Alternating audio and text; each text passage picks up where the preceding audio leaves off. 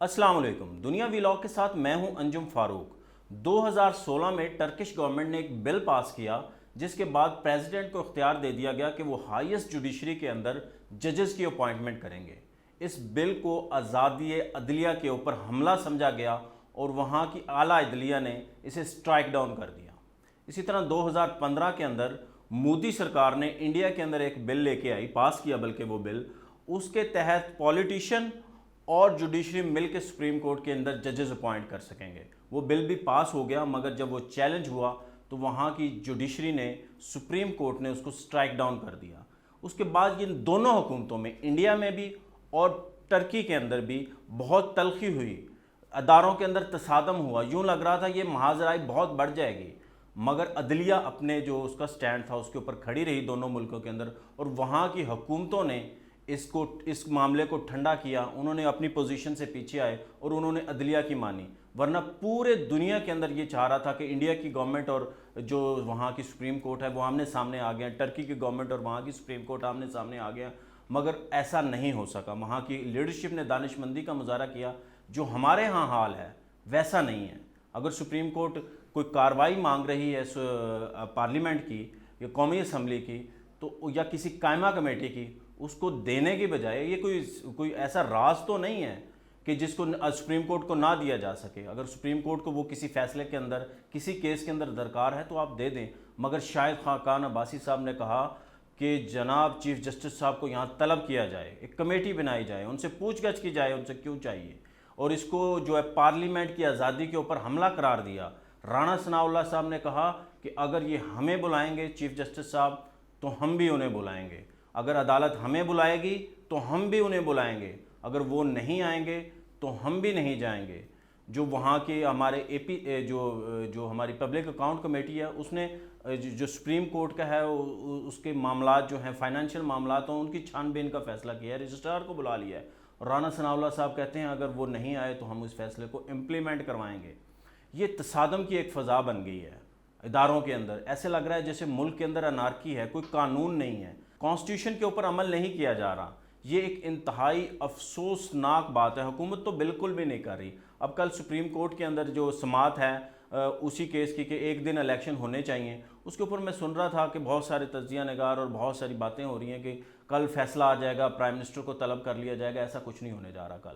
कल सिर्फ उन्होंने जो पीटीआई ने रिपोर्ट जमा कराई है मुज़ाकरात की, उसके ऊपर देखना है अटॉर्नी जनरल ने क्या जवाब देंगे और बाकी जो स्टेक होल्डर हैं वो क्या जवाब देंगे। हो सकता है वो भी रिटर्न दे दें, मगर उसके ऊपर देखना है। और उसके ऊपर क्या हो सकता है सुप्रीम कोर्ट एक और मौका दे। पहले भी सुप्रीम कोर्ट ने कहा है कि हमने नहीं कहा था मुज़ाकरात करेंगे, इन्होंने ही कहा था, मगर अटॉर्नी जनरल कल भी जाके कर सकते हैं, क्योंकि हुकूमत चाहती है मज़ीद इंगेजमेंट की जाए, हुकूमत चाहती है मज़ीद बातचीत की जाए। ये तो पीटीआई ने यकतरफा तौर पर फैसला किया है कि हम नहीं मज़ीद बात करेंगे, उन्होंने सुप्रीम कोर्ट में रिपोर्ट जमा करा दी। हो सकता है मज़ीद टाइम मिल जाए, मज़ीद मोहलत मिल जाए। अगर ये मज़ीद मोहलत मिल गई तो उसके अंदर फिर डायलॉग दोबारा शुरू हो सकता है। बाकी रहा वो 14 मई वाला जो फैसला दिया गया है, वो उस केस की समाअत मुझे अभी होती नज़र नहीं आ रही। वो मुझे लगता है 14 मई को ही होगी या उसके एक दिन बाद होगी, क्योंकि इलेक्शन कमीशन उसी केस के अंदर रिव्यू के अंदर भी चला गया है। मगर मुझे नहीं लगता कि उसका रिव्यू भी शुरू होगा। ये अब सारा कुछ जो भी होगा ये 14 मई के बाद ही होगा। इस केस के अंदर मुझे होता नज़र नहीं आ रहा। मुज़ाकरात कामयाब हो सकते थे, मगर मुज़ाकरात कामयाब नहीं हुए। हुकूमत ने हटमदर्मी का मुजाहरा किया। पीटीआई ने अपनी जो पोजीशन है वो सरेंडर की है। उन्होंने कहा है कि नहीं ठीक है, 14 मई को अगर इलेक्शन नहीं होते तो हम 14 मई से पहले आप जो है अपनी कौमी असम्बली तोड़ दें, बाकी सिंध असम्बली और बलूचिस्तान असम्बली तोड़ दें, उसके बाद इलेक्शन इकट्ठे हो जाएँ, जुलाई के अंदर इलेक्शन हो जाए। मगर हुकूमत ने कहा नहीं, बजट हमने देना है। वो बजट का बहाना बनाया जा रहा है। एक्चुअली उन्होंने इलेक्शन अपनी टर्म पूरी करनी है, वो 14 मई से आगे गुजरना चाह रहे हैं। अब जाहिर है जो इमरान खान साहब वैसे मेंटली तैयार हैं अक्टूबर में इलेक्शन के लिए। उनको पता है कि हुकूमत हटदर्मी का मुजाहरा कर रही है, वो मेंटली तैयार हैं, मगर उनको भी एक रास्ता चाहिए, सुप्रीम कोर्ट को भी एक रास्ता चाहिए, क्योंकि ये पैगाम हर तरफ से जा चुका है, सुप्रीम कोर्ट को भी और पीटीआई को भी, इलेक्शन इकट्ठे होंगे। आप भले जितने मर्जी फैसले, वो उनको समझ आ गई है। मगर अब सवाल ये है कि इस रास्ते से कैसे निकला जाए। ये इसका वाहिद यही था कि मुज़ाकरात जारी रहें और मुज़ाकरात के अंदर सियासतदान इसका हल निकाल सकते हैं। अगर पीटीआई ने बेसिकली उन्होंने कहा है कि अगर अगर आपने इलेक्शन नहीं कराने तो आपको परवेज़ इलाही और महमूद खान की हुकूमतें बहाल करनी होंगी। अगर आप ऐसा नहीं करेंगे तो हम आपके साथ मुज़ाकरात नहीं कर सकते। हम फिर जा रहे हैं, हम फिर सड़कों पे जाएंगे, हम एहतजाज करेंगे और जो हुकूमत फ़िलहाल अफोर्ड नहीं कर सकती, क्योंकि मुल्क के हालात बहुत ख़राब हैं, इकॉनमी के हालात बहुत ख़राब हैं, लॉ एंड ऑर्डर की सिचुएशन बहुत ख़राब है, तो उसके ऊपर वो हुकूमत को नहीं जचता, तो हुकूमत ने उनको इंगेज करने जाए। पीटीआई ने कह दिया अगर आप करेंगे तो ये हुकूमतें बहाल करें। अब ये हुकूमतें बेसिकली बुनियादी तौर पर कैसे बहाल होंगी? आइन के अंदर ऐसी कोई शिक मौजूद नहीं है, कानून के अंदर कोई कानून खामोश है कि ये सब कुछ कैसे होगा।